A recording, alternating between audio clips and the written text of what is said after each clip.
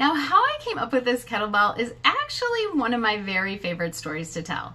It all starts with a mom who was creating a line of plush toys for mothers to be able to insert a recorder that you could take and record your child's ultrasound. So the mom that created my baby heartbeat bear met me through Pump the Bump.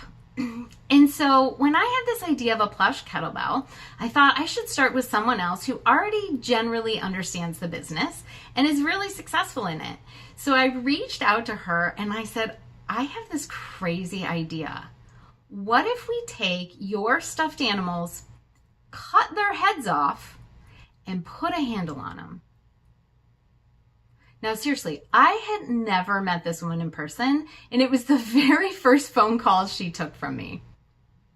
So imagine, she was like, what are you talking about? And I said, just trust me. I will send you a picture of what I have in my head. And I sent her some cropped out, hand-drawn picture over a text message. And she was like, I get it. It's a kettlebell. And yes, I will help you. Now, if you are anybody who has ever tried to start a product, when someone says they will help you, it is like a breath of fresh air. So I asked her if she would help me just prototype one idea. And she connected with the person that creates her products.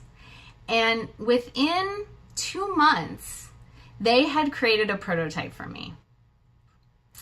And then she took it a whole other level. She had the shell of her product, which was the panda, shipped to her studio where she stuffs her products, stuffed them for me, and I drove up there and picked them up from her. And if you could picture the thought of picking up and touching and holding the very first prototype of some big idea that you never had a clue how in the world you were going to get started, oh, it was amazing. And so not only did she give me this first prototype of this plush toy, that was a lot of P's, she promised me that she would keep helping me. She believed in me. And because she believed in me, I believed in myself. And so I decided that I couldn't just give moms this plush toy and hope that it works out, right? So then I used what I had been learning through both my degree in human development and family science and almost 20 years working at Ohio State University and Johns Hopkins University in schools. Now, most of the time I worked in communities addressing issues and challenges related to adolescence. But at the end of my career, I worked mainly in early childhood. Plus, at that point, I had a kiddo myself.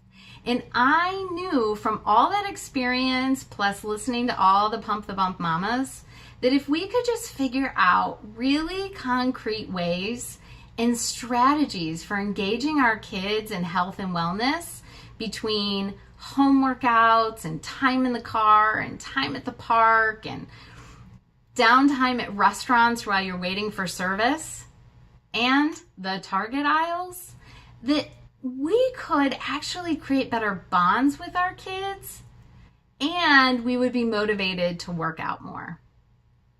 So that's the start of this story.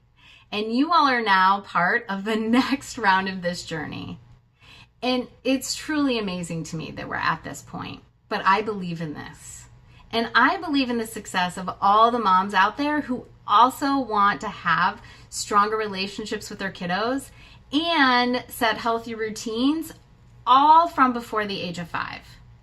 So thank you for joining me on this adventure. I really don't know where all it's going to take us, but I know it's going to be way more fun having you involved and not doing it myself.